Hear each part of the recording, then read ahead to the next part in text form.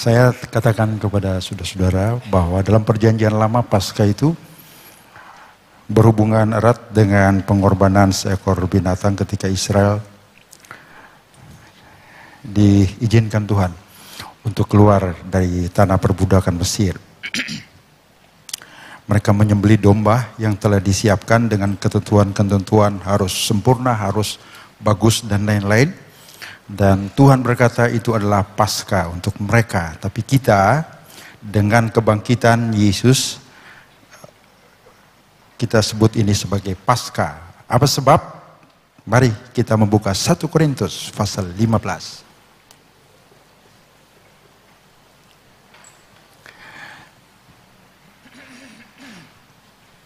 1 Korintus pasal 15.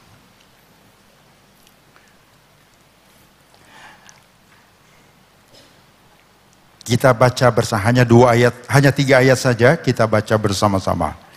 1 Korintus pasal 15 ayat 51, 52 sampai 53. 1, 2, 3.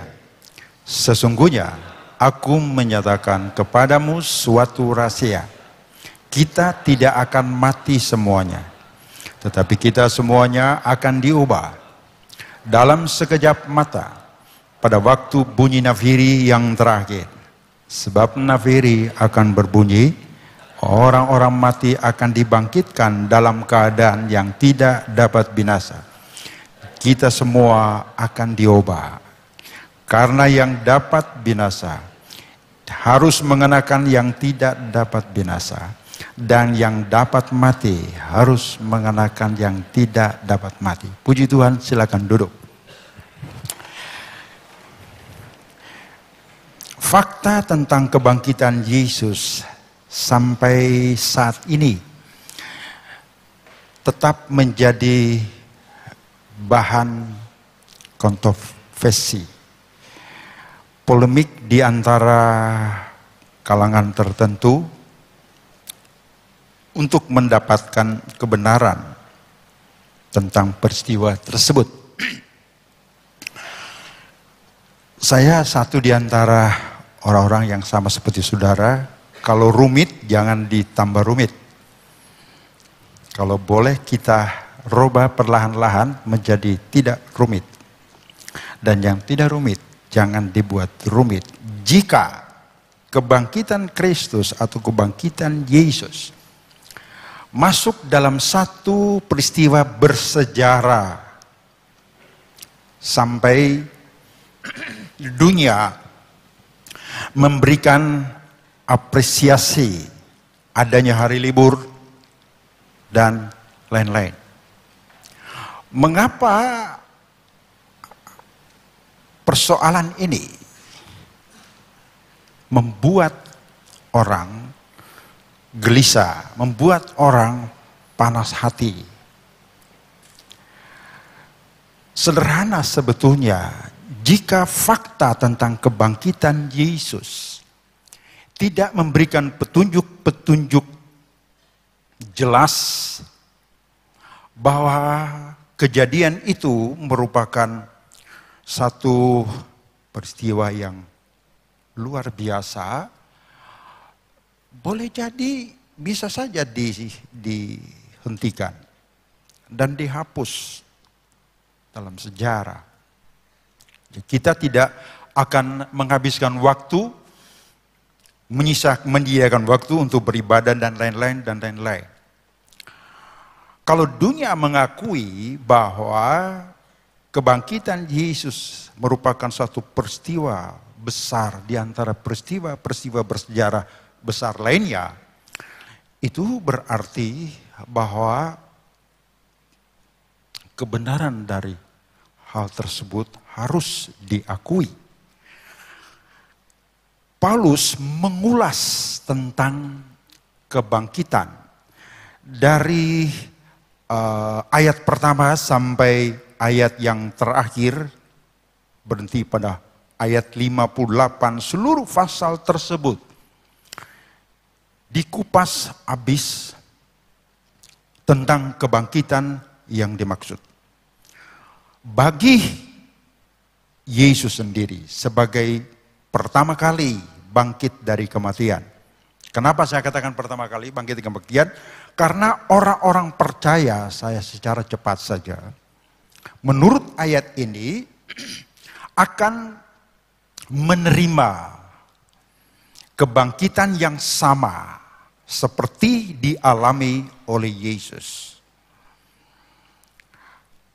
Kita semua yang telah memutuskan diri memilih Yesus sebagai Tuhan dan Juru Selamat kita, sampai akhir perjalanan kita berhenti di tempat di mana dan waktu yang tidak kita tahu.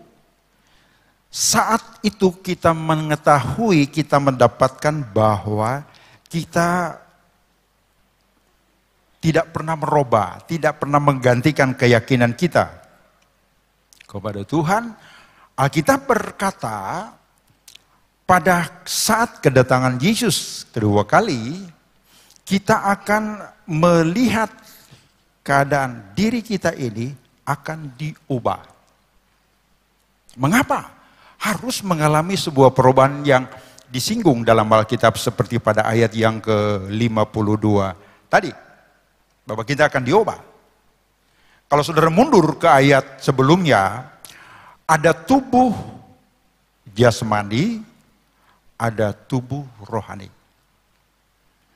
Tubuh jasmani kita ini yang dibuat dari awal, bahan-bahan tanah ini, material tanah ini, akan kembali ke situ.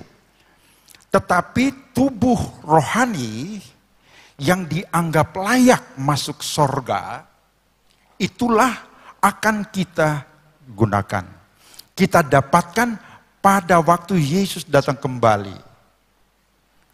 Mereka generasi sesudah kita mendapat kesempatan melihat peristiwa kedatangan Yesus yang luar biasa pertama dan terakhir dalam sejarah, akan diubah bila mana mereka tidak mengalami kematian.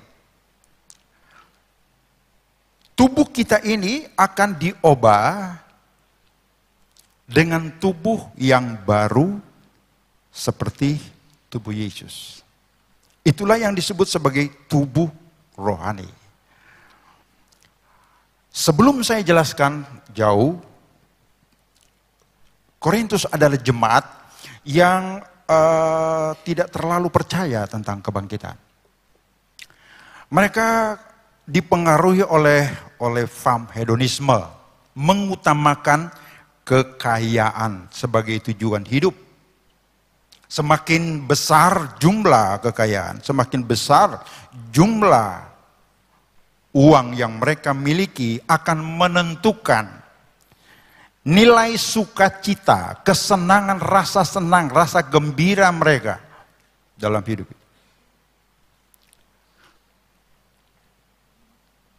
Apa yang mereka rasakan sangat dipengaruhi oleh hal-hal materi.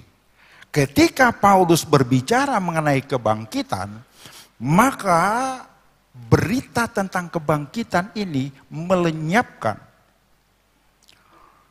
keyakinan mereka bahwa hidup ini akan berakhir pada suatu saat. Selesai semuanya. Dari tanah kita diambil, kita juga akan kembali ke situ. Tapi Paulus berkata tidak begitu. Ada satu saat kamu akan melihat dirimu itu diubah oleh Tuhan. Yesus terlebih dahulu mendapatkan dirinya memiliki tubuh kebangkitan atau tubuh rohani. Dan tubuh inilah yang dicatat dalam Alkitab akan mewarisi kerajaan sorga. Saya lupa, saya kalau tidak salah di Freeport atau di mana ya, saya katakan bahwa, yang mendampingi saya, mengundang saya, dia berkata, kalau Om ada waktu besok kita mau ke tempat yang di Freeport kalau tidak salah, di atas, lihat itu emas naik paling ujung dan tidak semua orang mendapat kesempatan sebaik itu. Saya tentu sangat senang. Saya menghargai. Nah, pagi-pagi kita siap. Lalu berbagai peralatan di tangan orang yang akan membawa saya ke puncak gunung yang kandungan emasnya tinggi sekali. Om mesti pakai ini. Wah, saya bilang saya nggak bisa lihat kalau ganti kacamata. Oh, tapi harus. Lalu ada sepatu juga. Kalau Om tidak gunakan ini, maka keinginan, kemauan Om untuk melihat emas di atas tidak boleh, tidak bisa. Cuma ada dua pilihan. Ganti kacamata, pakai topi, sepatu, atau tidak melihat.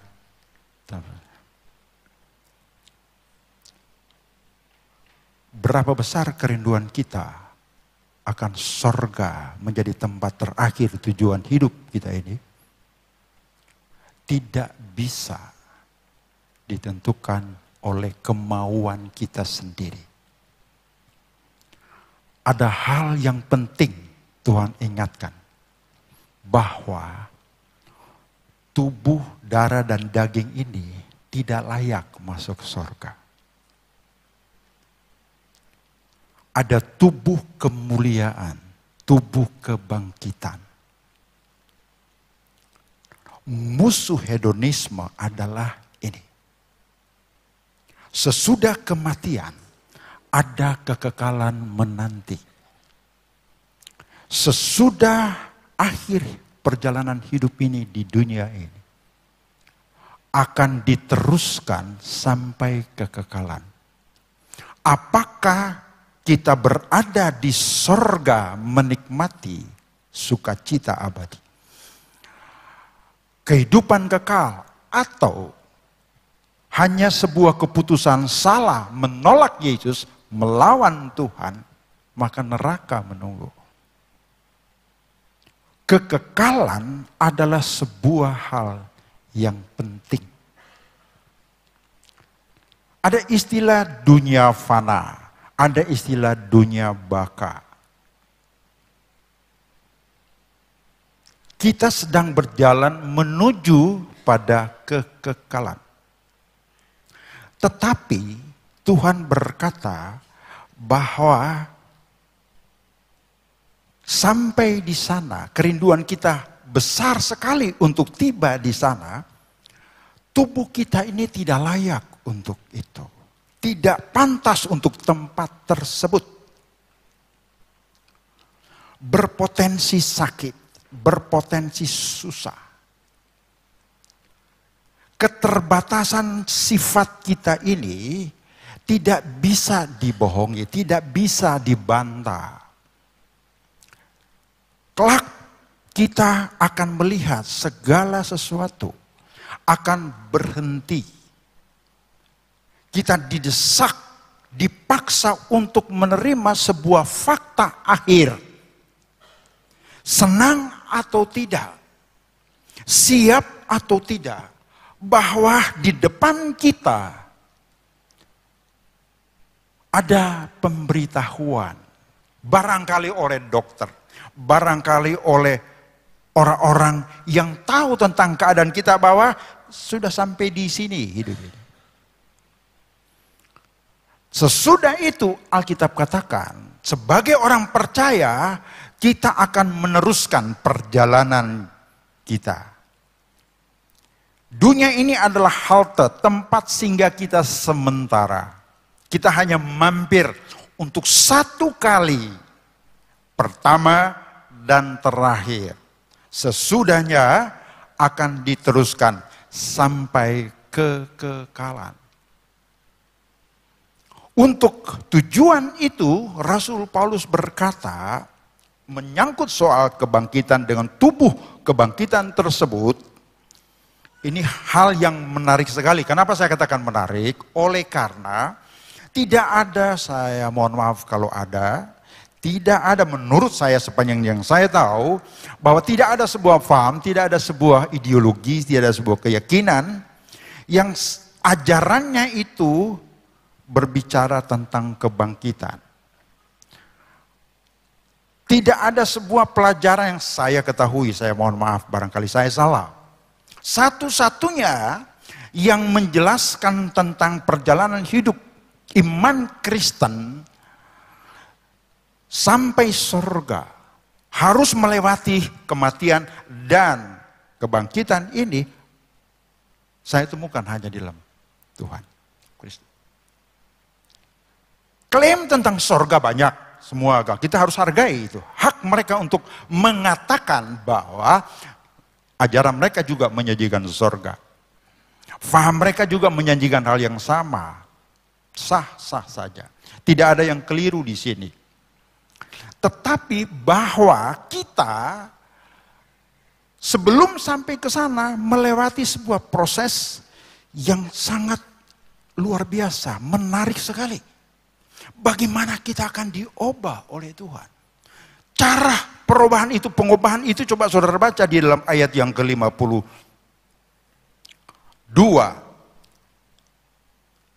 Saya baca 51 dulu. Aku menyatakan kepadamu satu rahasia, kita tidak akan mati semuanya. Tapi kita semuanya akan diubah dalam sekejap. Dalam sekejap. Dalam bahasa Inggris kalau tidak salah, dalam berkedip begitu. Begitu hebat sekali. Paulus memberikan penjelasan dari wahyu yang dia dapatkan, salah satu yang akan dialami oleh anak-anak Tuhan nanti. Bahwa kita akan diubah. Jadi kekristenan, jika hanya dihubungkan dengan materi, kekayaan, nilainya sebetulnya rendah sekali. Mengapa rendah? Tuhan berkata semua orang dunia juga mencari hal-hal seperti itu. Sama. Orang dunia juga mengejar itu semua. Kalau kita hanya menempatkan hidup kita ini dengan tujuan kekayaan, maka seperti orang-orang Korintus.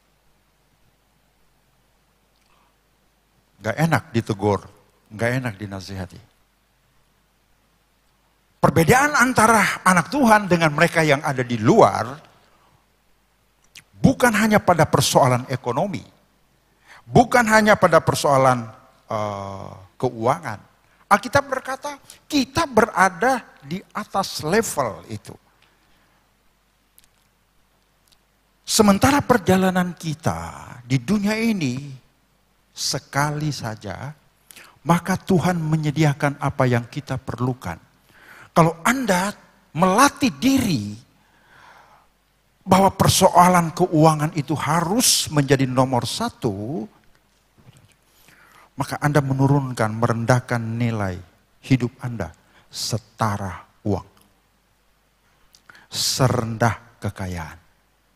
Dan sampai seberapa banyak Anda dapatkan kekayaan yang Anda kejar sebagai tujuan hidup Anda. Saya percaya Anda tetap merasa diri ada hal yang hilang, ada hal yang kosong. Contoh Soleman, apa kurang? Saya tidak berkata bahwa kekayaan tidak perlu. Saya tidak katakan demikian. Katanya dalam keluarga persoalan keuangan itu menempati urutan pertama. Saya katakan bukan persoalan keuangan. Kita tidak bisa hidup tanpa uang. Anda ke pasar dengan tangan kosong, Anda tidak bisa mendapatkan apa-apa yang Anda perlukan sehari-hari. Dibutuhkan uang sebagai alat bayar untuk bertransaksi, jual beli. Uang itu perlu. Tapi persoalan yang serius adalah bagaimana kita mendapatkan uang, mengelolanya, menggunakannya. Bukan uang yang menjadi persoalan. Kalau saudara baca dalam 1 Timotius, bahwa akar segala persoalan adalah cinta akan uang. Berbentuk kertas saja, ya. Uang yang ada di tangan saudara, apakah dolar, apakah euro, atau rupiah. Apa artinya sebuah kertas? Setelah disahkan oleh pemerintah sebagai alat tukar, alat bayar, barulah sah bisa digunakan untuk bertransaksi. Sikap orang terhadap uang itulah yang bersoalan. Jemaat Korintus, sukacita, rasa senang, rasa gembira, rasa bahagia mereka, rasa nyaman hidup mereka itu dipengaruhi oleh naik turunnya jumlah kekayaan yang mereka peroleh. Semakin banyak, maka memberikan seperti itu persepsi mereka, akan memberikan kepada mereka rasa aman, rasa nyaman. Mereka bisa menikmati kebahagiaan, bisa menikmati kegembiraan. Jika di tangannya itu menumpuk kekayaan, menumpuk uang dalam jumlah tertentu. Mereka baru mendapatkan kesempatan menikmati hidup setelah ditentukan oleh kekayaan. Dan Tuhan tidak menginginkan kehidupan kita dipengaruhi oleh keadaan. Kebahagiaan kita bukan ditentukan oleh apa yang ada di sekitar kita. Di atas tadi saya dengar anak dari saudari Siska, Gigi, dia nyanyi lagu yang kemudian kita lanjutkan dalam doa untuk firman Tuhan. Bersamamu Tuhan, bersamamu.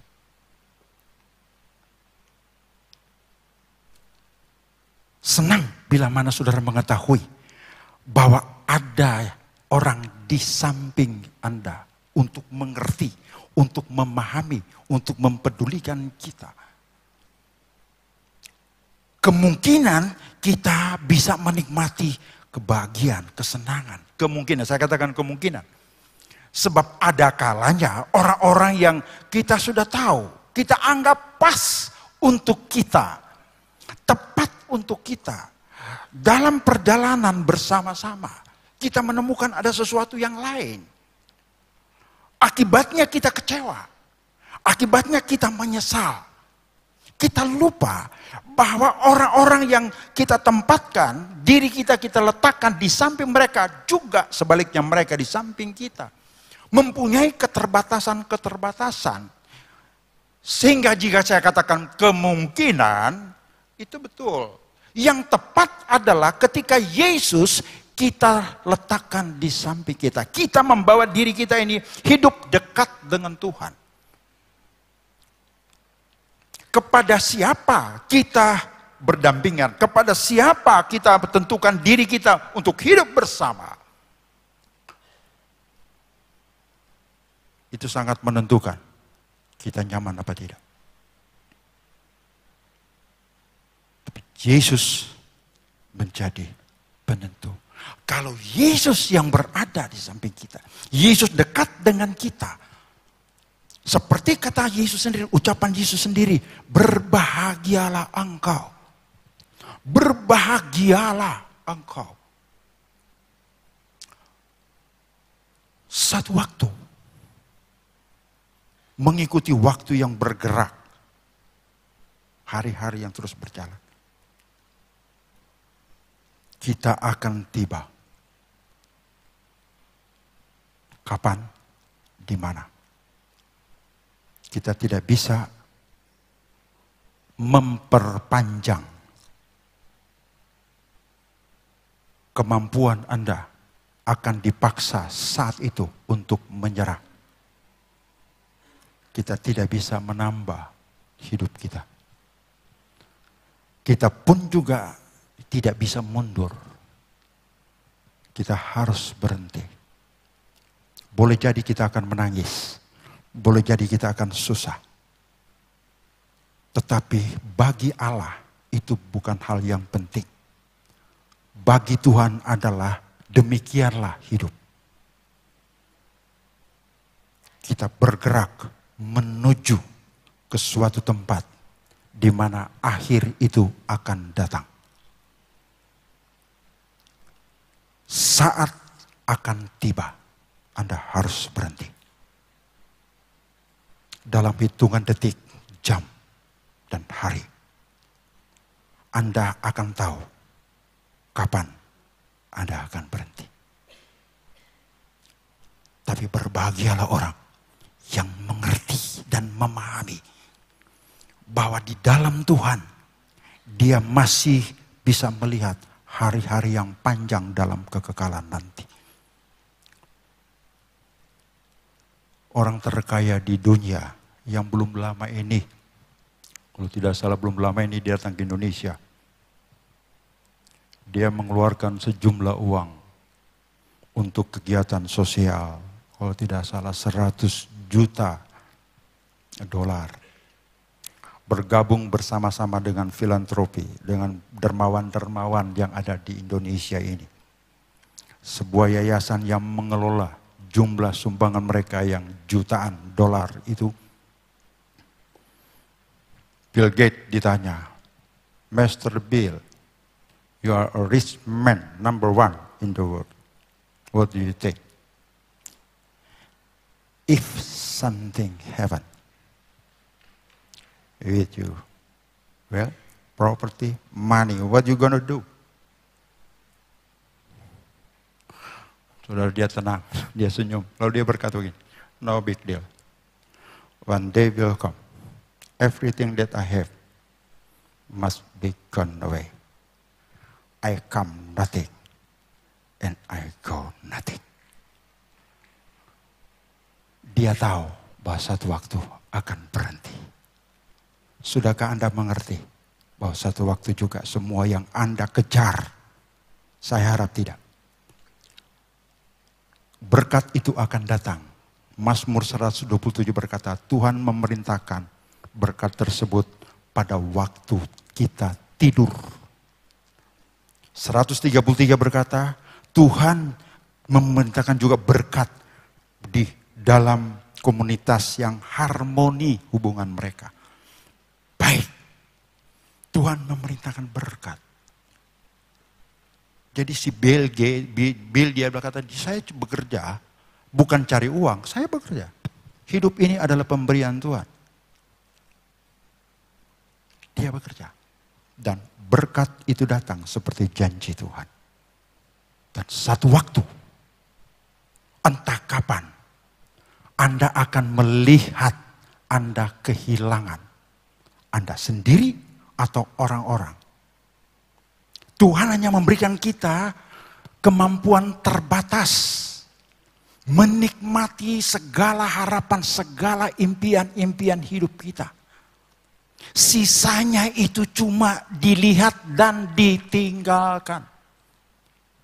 Kita tidak bisa membawa. Saya lihat ada orang kalau sudah meninggal, dibikin rumah-rumahan, Lamborghini dibuat supaya dia bisa naik Lamborghini di sorga. Ada urusan apa? Bengkelnya juga nggak ada di sana, spare partnya juga susah. Bagaimana mau bawa Lamborghini di sana? Tapi begitulah, kita ya itu hak mereka. Let they do what they want. Terserah, nggak apa-apa.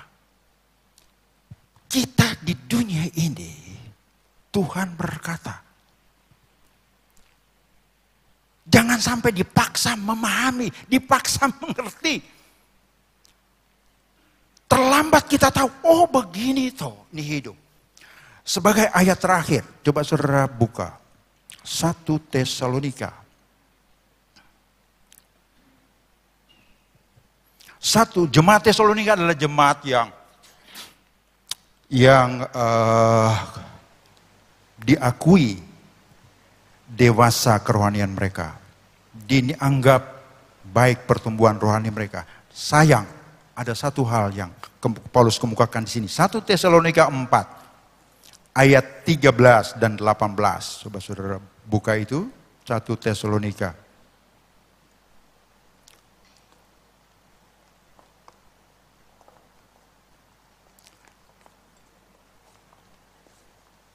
Ayat 13. Selanjutnya kami tidak mau, saudara-saudara, bahwa kamu tidak mengetahui tentang mereka yang meninggal. Paulus melihat ada gejala-gejala yang tidak sehat bersamaan dengan pertumbuhan rohani mereka, sejalan dengan pertumbuhan mereka.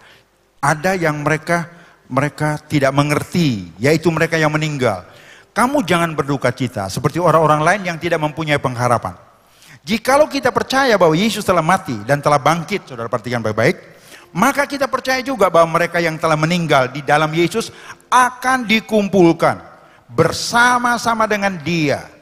Ini kami katakan kepadamu dengan firman Tuhan, kita yang hidup yang masih tinggal sampai kedatangan atau anak-anak kita, generasi kita, kita mungkin akan dipanggil, apalagi umur kita udah 70, udah 80, udah tinggal 1 meter di tanah kusir. Gitu tinggal berjalan. Istilah di luar udah bau tanah. Nah, di sana dikatakan sini kita akan dikumpulkan Allah bersama-sama dengan Dia.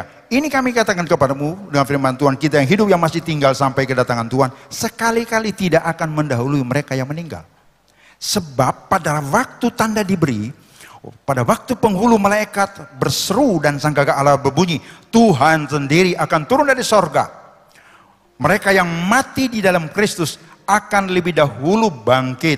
Sesudah itu kita yang hidup dan masih tinggal, hidup sampai Yesus datang, masih tinggal bersama-sama dengan mereka dalam awan menyongsong Tuhan di angkasa. Demikianlah kita selama-lamanya bersama-sama dengan Tuhan. Jemaat Tesalonika sedih sekali. Setelah mereka mengetahui ada orang-orang yang dekat mereka harus pergi dan tidak pernah kembali. Saya sering kali melihat pada saat-saat kematian harus dihadapi oleh anak-anak Tuhan. Mereka yang tahu sepanjang hidup terus bersama. Datang maut harus memisahkan mereka.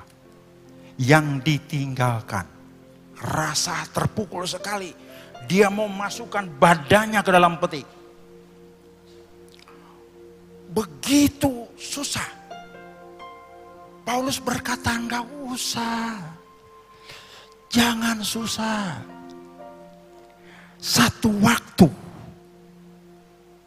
kita akan bersama dengan mereka-mereka yang kita cintai selama ini. Kita yang tinggal hingga kedatangan Yesus kedua kali. Menyaksikan peristiwa terbesar dalam sejarah satu kali saja. Sepanjang sejarah. Akan diubah oleh Tuhan.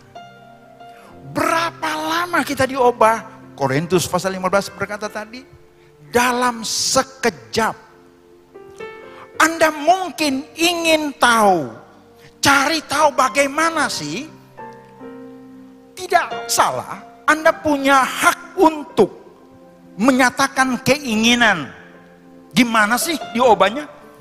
Tapi saya khawatir bahwa Anda tidak termasuk dengan orang yang akan diubah. Dengan kata lain, kalau kita diubah, maka kita tidak perlu untuk bertanya seperti apa sih? Tapi sekedar menghibur. Yesus pada waktu dia diubah, dia masih bisa makan. Dia masih bisa bersama dengan murid-muridnya makan gitu. Bisa.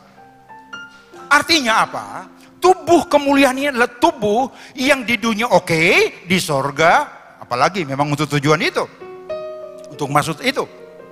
Jadi kekristenan begitu menarik sampai Paulus berkata, jangan, nggak usah susah-susah, nggak usah sedih. Jangan sedih.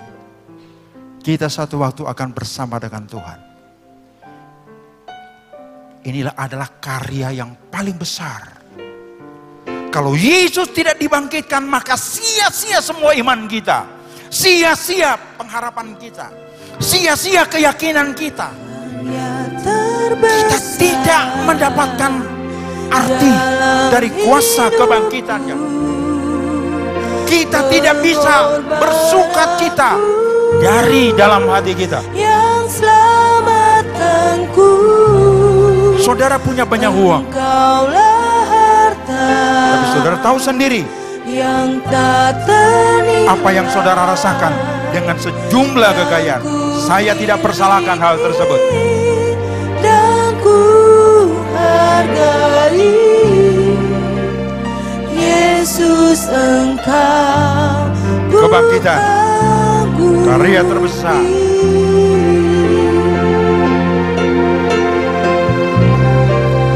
Karya terbesar Haleluya. dalam hidupku. Terima kasih. Pengorbananmu yang selamatkanku. Engkaulah harta yang tak ternilai yang ku miliki dan ku hargai. Yesus, Engkau bukan bukti.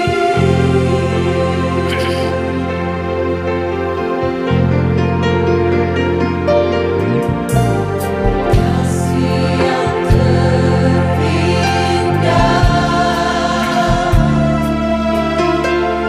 hati yang mulia, hanya ku temukan di dalam-Mu, Yesusku. Pujian dari hatiku selalu di setiap waktu. Tiada pernah berubah kasih-Mu. Kasih yang terindah. Jemaat saja.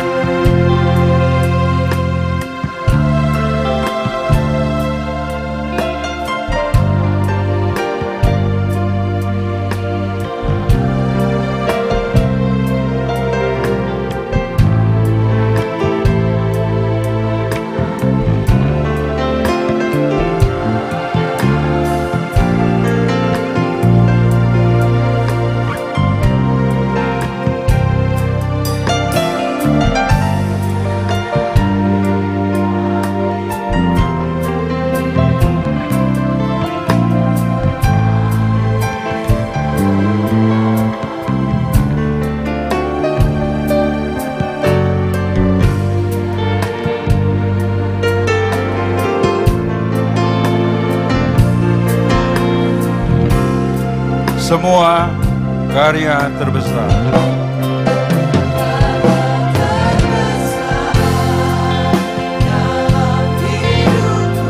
Kasih Yesus.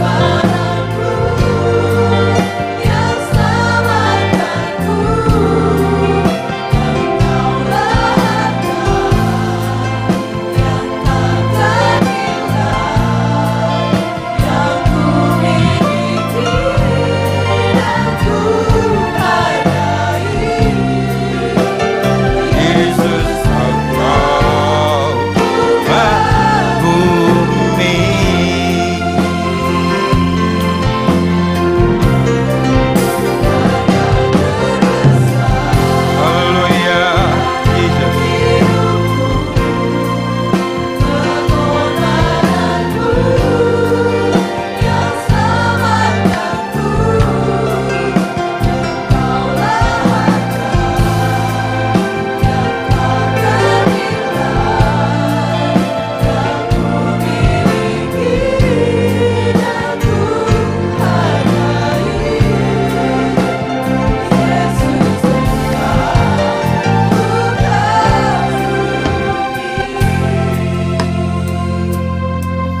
Rasul Petrus, bekas nelayan, dia berkata bahwa kita dibeli dengan sebuah harga paling mahal. Berapa mahal tingkat kemahalan yang dimaksud? Petrus berkata, dibeli dengan darah, dengan nyawa Tuhan sendiri. Jika kebahagiaan Anda, kesenangan hidup Anda sangat ditentukan oleh jumlah keuangan kekayaan Anda mengambil sebuah tindakan yang keliru, membuka diri terhadap kesulitan, membuka diri terhadap kesukaran. Anda berhak menikmati hidup ini dengan berkat yang Tuhan sediakan. Mungkin tidak banyak, mungkin tidak bisa sama dengan orang-orang di sekitar sini, tidak bisa. Tapi Anda bisa menikmati hari-hari gembira, hari-hari sulit bersama dengan Tuhan yang mengerti, yang memahami tentang hidup ini. Kalau Yesus tidak dibangkitkan, percuma keyakinan kita. Dia bangkit untuk mengatakan kepada maut bahwa engkau tidak berkuasa atas hidup ini. Di dalam Alkitab dikatakan kematian orang Kristen tidak disebut sebagai kematian. Sleep. Tidur. Mengapa tidur? Karena mau bangkit. Saudara pulang sebentar, malam tiba, tentukan jam tidur saudara. Jam 9 atau jam 10, saudara istirahat. Saudara akan bangun. Tidak akan terus tidur, bangun. Itu namanya tidur. Orang-orang di dalam Tuhan yang sudah mendahului pergi, mereka sudah dikuburkan. Alkitab katakan mereka tidur. Satu waktu mereka akan dibangkitkan. Oleh karena itu, Paulus berkata, jangan berduka cita. 1 Tesalonika pasal 4 tadi ayat terakhir, hiburkanlah satu dengan yang lain. Hiburkanlah. Saudara bisa menjadi berarti untuk orang-orang di sekitarmu. Melihat di balik senyum yang tidak sesungguhnya karena ada tangisan di belakang itu, Anda bisa menjadi berkat untuk menguatkan mereka bila mana mereka merasa lemah. Anda bisa menghiburkan mereka pada saat Anda tahu bahwa mereka susah. Siapa mereka? Pasangan Anda, suami, istri, dan anak-anak. Atau kekasih sahabat Anda. Isilah hari-hari yang menyenangkan. Karena kita hidup dengan Tuhan. Tahukah Anda bahwa Tuhan tidak pernah mengucapkan satu kata pun soal genap. Semua sudah selesai. Hingga dia melihat tetes darahnya yang terakhir. Dia melengkapi semua pengorbanannya sampai yang paling akhir. Nafasnya yang terakhir. Darahnya yang terakhir. Barulah dia berkata, sudah genap. Sudah selesai. Tidak ada sedikit pun keraguan kita terhadap pengorbanan Yesus. Bukan setengah-setengah sifatnya. Bukan kreditan punya sifatnya. Bukan. 100% dia kasih. Mengapa? Karena lagu berkata, kasihnya terbesar. Berapa besar? Kita tidak punya hak untuk mengetahui. Melebihi dari kita sendiri. Mengapa? Kita kadang-kadang nakal. Kita kadang-kadang jahat. Kita kadang-kadang tidak setia kepada Tuhan. Tapi seperti tadi khotbah di pagi hari, kesalahan kita, kegagalan kita tidak mengubah sedikit pun kasih Tuhan kepada kita. Oleh karena itu disebut terbesar, tidak ada ukuran, tidak ada batas. Endless love. Kasih yang tidak ada akhir. Dan itu kita dapatkan. Kalau Yesus berkata, berbahagialah engkau, benar-benar kuat alasannya.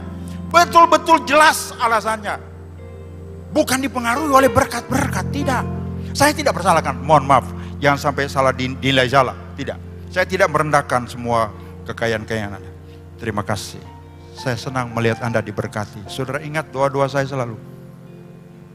Tuhan, biarlah anak-anak-Mu mendapat kesempatan untuk melihat berkat-berkat. Kesempatan ini berlalu membawa apa saja yang kita cintai, apa saja yang kita suka. Dan kita tidak bisa mengembalikan semua itu. Tapi hari ini kita mendapatkan kesempatan untuk memperoleh hal-hal yang baru dari Tuhan. Begitulah hidup ini.